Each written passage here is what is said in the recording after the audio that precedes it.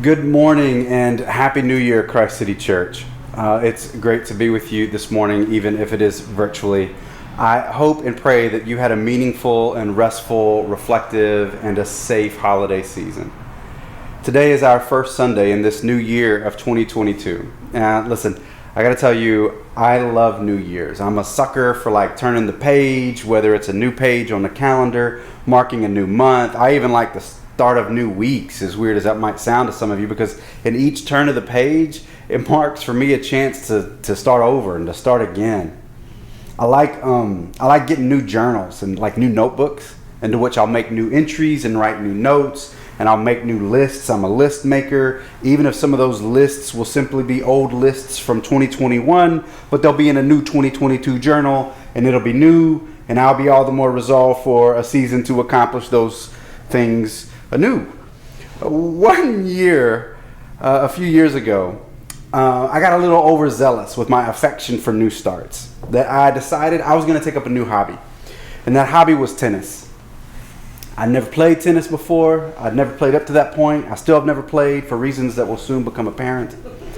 But nevertheless, I thought, hey, it's a new year. I'd like to play tennis, and I think that Lisa would like to play with me. Lisa, to my knowledge, had never played tennis, nor had she ever indicated a desire to play tennis. But undaunted, for Christmas that year, I bought 2 tennis rackets and a box of tennis balls. I wrapped them up, placed them under the tree, one with my name, one with hers, because a new year was coming, and New Year's are great times for new starts and new hobbies, and we were going to start playing tennis in that new year. Christmas rolls around. Lisa was so confused when she opened her gift to me. She's like, babe, tennis? We don't play. I don't know how to play. What she did not say was, babe, I love you, but I'm not playing tennis. I got a little overambitious with my desire to try new things and to start new things. Nevertheless, undaunted, I'm charging ahead into this new year. I'm charging ahead with a lot of hope, with a lot of joy, with a lot of anticipation, because I'm anxious to start again. Some of you this year, you might start a new hobby. If it's tennis, hit me up. I got 2 unused light new rackets that I've been hanging on to just in case. Some of you might start new careers or new jobs or new relationships. Some of you might start living in a new place or start living into new rhythms in an old place. This new year, whether we like it or not, know it or not, it'll bring something our way for which we are not ready. But Jesus is. And we can rest confident in that truth. Having said all that, I'm not immune to the weariness that so many of us are carrying into this new year. With the ongoing raging pandemic and another round of restrictions and an ongoing vitriol in the public square, ongoing injustice and continual disregard for the humanity of those that bear God's image, it can be hard to look at the arrival of a new year with hopeful anticipation. And yet into this moment, I suspect that Jesus might say to us what he said to his disciples who found themselves in a particularly chaotic moment when, in John 16, he reminds them that in me you may have peace. In this world you will have trouble. But take heart and be of good cheer. I've overcome the world. John 16:33. One of the things that has been stirring in me and that I want to repeat here again is that this new year, whether we like it or not or know it or not, it will bring something our way for which we are not ready. But Jesus is, and we can rest confident in that truth.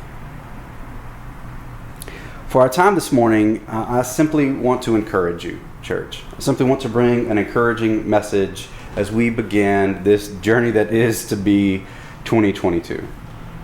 Throughout 2021, we have been about a great many God-honoring tasks. We have worked to seek God's kingdom and to see God's kingdom come in every life, in every sphere of life in DC and beyond. And to that end, we've been reaching the community. We've been supporting the neighborhood with food and resources and care and presence. We've been caring for refugees. We've been supporting the work of racial justice and equity in our city and in our church. We've been about the faithful task of understanding the Scriptures and understanding the Scriptures' implications for today. We've been about the faithful work of discipleship and outreach and mission. And what I want to share this moment, the first opening days of 2022, is a word of encouragement and a word of reminder that even in the midst of uncertainty and unease, that God is with us. Jesus is present and the Spirit is leading us forward. This morning I want us to look at two passages in Matthew, two passages wherein Jesus is leading the disciples to a place that is unfamiliar to them. If you have a Bible, or you'll see it on the screen, I want us to take a look at Matthew 8, verses 23 through 27. Where we'll pick up a story of Jesus and the disciples on the banks of the Sea of Galilee. Beginning in verse 23. Then he, Jesus, got into the boat, and his disciples followed him. Suddenly a furious storm came up on the lake, so that the waves swept over the boat. But Jesus was sleeping. And the disciples, they went and woke him up, and they sang, "Lord, save us, we're going to drown." He replied, "You have little faith. Why are you so afraid?" Then he got up, rebuked the wind and the waves, and it was completely calm. And the men were amazed, and they asked, "What kind of man is this? Even the winds and the waves, they obey him." In this passage and in this scene, Jesus is taking the disciples from one side of the Sea of Galilee to the other side. But this was more than just like a transportation journey. It was more than just like a, afternoon boat ride. Jesus is taking them from a place that they knew to a place that they didn't. The Sea of Galilee, it's quite a beautiful place. It's really, for the most part, it's tranquil. Those storms show up often there. I had the privilege of traveling to the Holy Land several years ago, and the Sea of Galilee is far and away my favorite place of all the spots that we visited. It's gorgeous, it's tranquil, and it's wild, and it's filled with meaning for us that follow Jesus. The Sea of Galilee is located in the northern part of Israel. It's about 70 miles northwest of Jerusalem, and it was a boundary place. It was a border place. It was a dividing line. It was a place of division geopolitically, and it was a dividing line theologically. It was a place of division ethnically and culturally. It was the first century version of what some might refer to as the train tracks. On one side, the eastern side, it was Jewish. On the western side, it was Samaritan and Gentile. And Jews and Samaritans, they didn't cross each other. They hated one another. Samaritans and Jews, they weren't just different, they were enemies. Theirs wasn't a benign difference born out of different beliefs and different geographies, but rather theirs was a deep hostility. Hostility they held towards each other, because at different times in the histories that these two groups had, they engaged in real violence towards one another. 150 years before Christ, Jewish armies completely destroyed the Samaritan capital. When Rome conquered the region, Samaritans were known to join the Roman army and then use their soldier status to harass and oppress the Jews. And this back and forth violence had escalated and receded throughout the histories of two peoples, histories that were thousands of years long. They had killed each other's countrymen. They had stifled one another's flourishing and well-being. Each other's blood was on each other's hands. And what separated these two groups was the Sea of Galilee. It's the sea that Jesus was now calling the disciples to cross with him and to go to the other side. On one side, for the disciples, was the comfortable, the known, and the familiar. And on the other was the hostile, the unknown, and the unfamiliar. The thing is, the reason that Jesus was taking them from one side to the other, it was he wanted to do something in them. But he also wanted to do something through them. He wanted to shape them on this journey. The other things about seas is that oftentimes in the Bible, seas, they're not just border places. They also represent chaos. In Scripture, seas almost always represent the chaos of the world, and they represent the antithesis of the kingdom of God. We see this in the earliest chapters of the Bible, in Genesis 1, verse 2, where the author writes, "Now the earth was formless and empty. Darkness was over the surface of the deep, and the Spirit of God was hovering over the waters." We see it in Exodus, the Red Sea, the seas, that which was chaos and terrifying. It had to be parted. It had to be moved aside so that the children of God could pass through. And the prophet Jonah, when the storm came upon the sea, Jonah was tossed into the abyss. He was tossed into the tempest. And that was the Mediterranean Sea, where he was then swallowed up by a sea beast, the great fish. Seas represented chaos and tempest and turmoil and anarchy, and above all, they're to be avoided. And the Sea of Galilee was no different. On one side, Jewish, comfortable, familiar, the place I know my way around. And on the other side, unknown and terrifying and hostile. And yet in this story, in Matthew's gospel, Jesus is telling the disciples to leave where they are and to go where they are uncomfortable, to head to that which is unfamiliar. And how are they going to get there? You got to go through the chaos.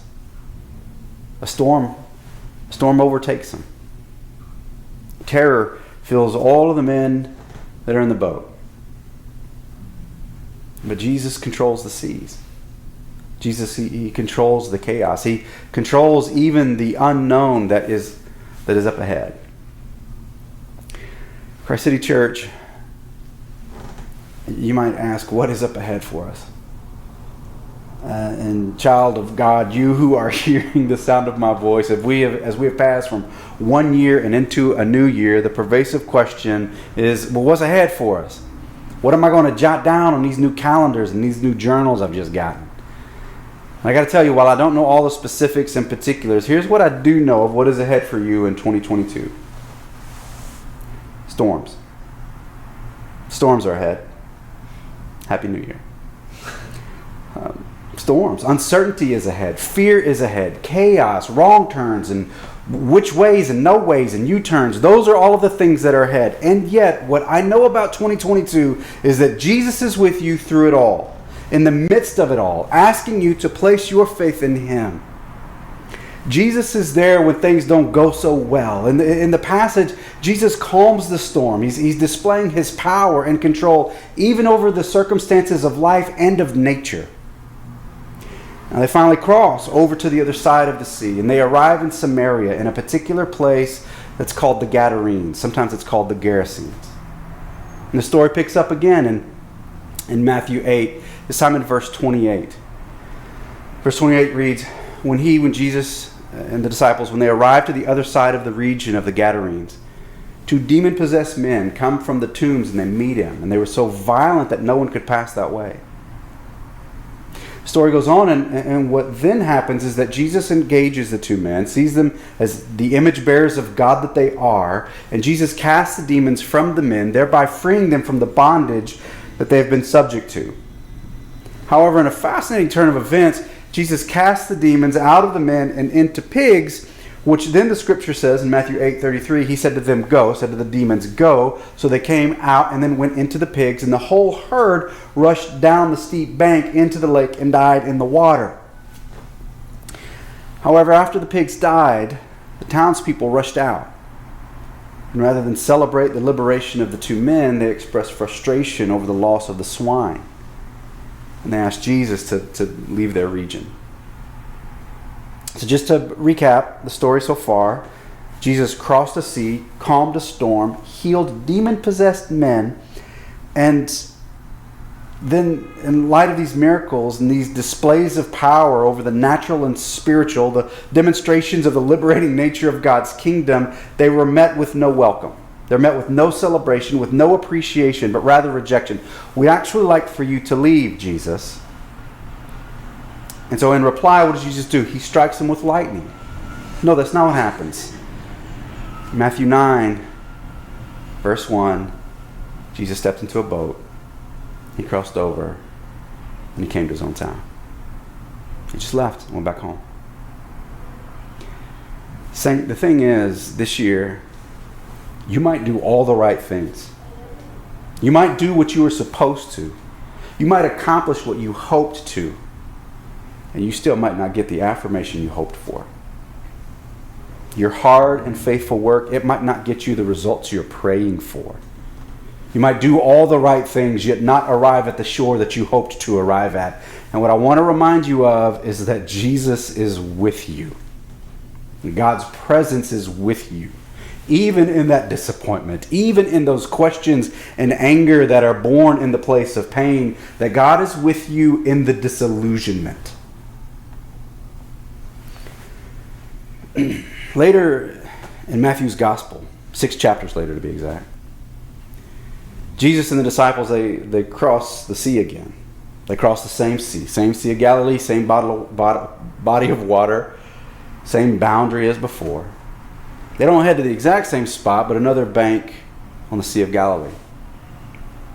Matthew 14:22, immediately Jesus made the disciples get into the boat again and go on ahead of him to the other side while he dismissed the crowd. Verse 23, after he had dismissed them, he went up to a mountainside by himself to pray.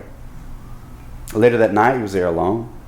And the boat was already a considerable distance from land, buffeted by the waves because the wind was against it. Shortly before dawn, Jesus went out to them, walking on the lake. When the disciples saw him walking on the lake, they were terrified. It's a ghost, they said, and they cried out in fear. But Jesus immediately said to them, take courage. It's I. Don't be afraid. In this scene, same place, same sea, another storm.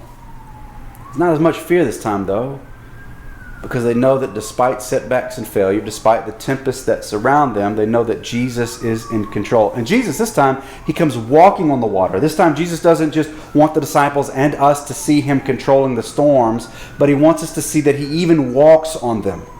Even that which represents chaos is under the feet of Jesus. Initially, the disciples think Jesus is a ghost, but he reassures them. He says, hey, listen, take courage. Lay hold of courage. Don't be afraid. He states the most common command in the Bible, do not be afraid. Jesus offers them reassurance in the midst of the seas. I'm with you. Do not be afraid. The same thing he implored them the first time the disciples were in the boat, in the sea, and in a bit of trouble. Take courage. Don't be afraid. Have faith. It's I am with you. Again, church, we're not sure what's ahead, but we know that Jesus is in control, and his words to you and to me is to take courage. Don't be afraid. I am with you. Jesus walks on the water, makes his way to the boat with Peter in tow, who has since jumped out of the boat, started walking towards Jesus on the water, which is a sermon for another time. Jesus gets back to the boat, gets back to the disciples, and they arrive on the far side of the Sea of Galilee. But this time their welcome is different. Matthew 14, verse 34, when they had crossed over, they landed at Gennesaret. And when the men of that place recognized Jesus, they sent word to all the surrounding country. And people brought all their sick to him and begged him to let the sick just touch the edge of his cloak, and all who touched it were healed. This time, Jesus and the disciples, they're greeted and they're received by the people. And word spreads that Jesus has arrived, and there's joy and there's hope, and they bring the sick and they bring those needing healing, and they were ready to receive Jesus, and they wanted a peek. They wanted a taste, and they wanted an experience of God's kingdom in their midst. And this time it's quite a different result when Jesus and the disciples arrive. And the thing is, there's a lot that happens in between Matthew chapter 8 and Matthew chapter 14. Jesus feeds 5,000. There's this failed trip to the Gadarenes. There's false accusations made about Jesus. There's miracles. There's followers added. There's followers lost. And yet they get back in the boat and they start crossing from one side to the other, believing that God still had something to do in them and through them. And they arrive on the other side, but with a different result.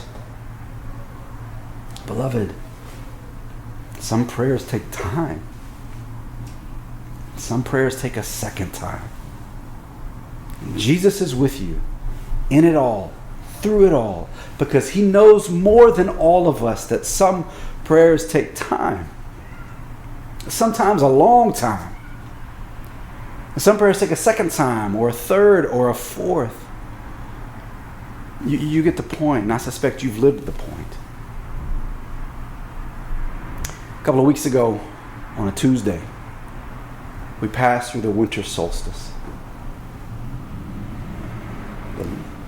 The longest night of the year. A dear friend of mine, Brian Roselle, a brilliant writer and educator and adventurer living in Alaska, he was writing on the occasion. He says, tonight is the winter solstice, the longest night of the year. After passing through this darkness, we begin again with more light and more warmth, more growth and more abundance. He concluded his post with, may you receive ever more of God's blessings of light, warmth, growth, and abundance in the coming year. Solstice also marks the beginning of winter. And I love that we cross from one season to the next and from one year to the next in the middle of the night, the longest night. In my I like new things mind, it would make sense if we changed calendars like in the spring, some sort of like nature's way of identifying new life and growth. And I realize that statement is very northern hemisphere of me, but you get it. Nevertheless, a newness arrived. In the cold and in the dark, nearly undetected by us. Winter brings a clarity about it that can be lost in other seasons. And that clarity is what I often need when I'm readying myself for a new year or a new season. The leaves are gone, things have begun to die, and there's a solemn joy in it. Author Parker Palmer, in writing about the seasons and seasons of life, he has this to say about the clarity of winter. But for me, winter has an even greater gift to give.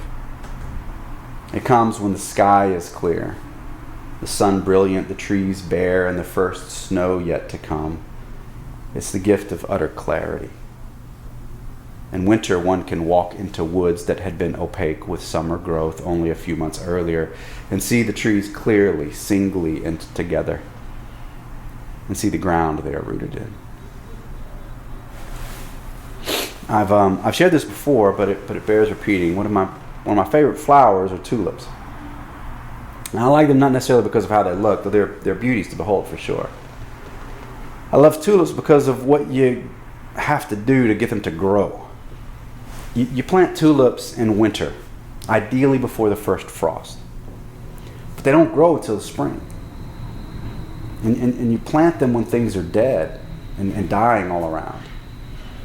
When you get them, you got to dig like 6 to 8 inches down, and it might be hard going because the ground is like rock hard and super cold, and you drop them in and then you cover it up with dirt. And if you haven't, then you cover them up with mulch, and mulch helps enrich them and it protects them. Mulch is essentially other plant life that's passed on and is dead and decaying, and yet still has in them that which is necessary for new things to spring up and to live. And so you cover them up with all that, and then you just wait. You go inside, make some hot chocolate, warm up, you just wait. And while you wait, it's going to get crazy cold. It's going to like snow over the top of them, might ice over, storms are going to come, it's going to rain, might thunder and lightning, might even hail. Depending on where you are, you might hear like tornado sirens. But the tulips are going to remain. They're going to remain buried there. You might even forget that they're there. But just when you've forgotten, months after you've dropped those onion-looking suckers in the ground, they're going to pop up with brilliant color, exploding onto the surface, reminding you that some prayers take time. Some prayers that you've forgotten that you even prayed.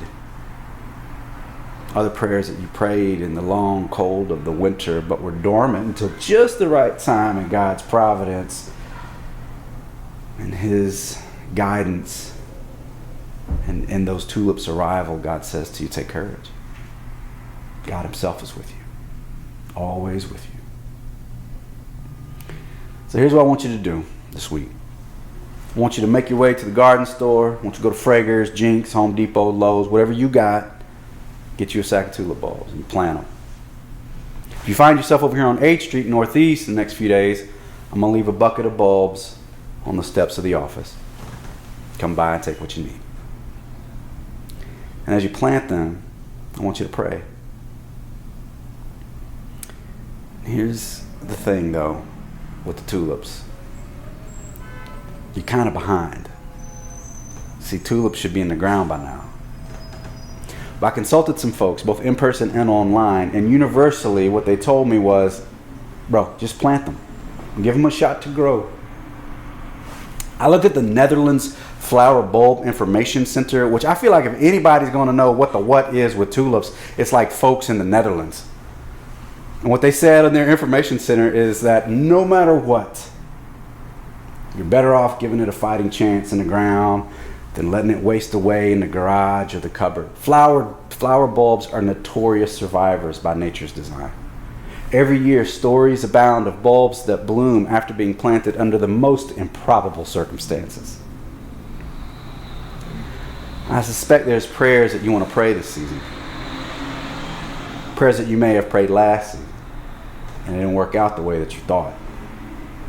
You arrived at a certain shore you didn't want to or didn't expect, and you met a response that hurt you. And you're afraid to pray that same prayer again.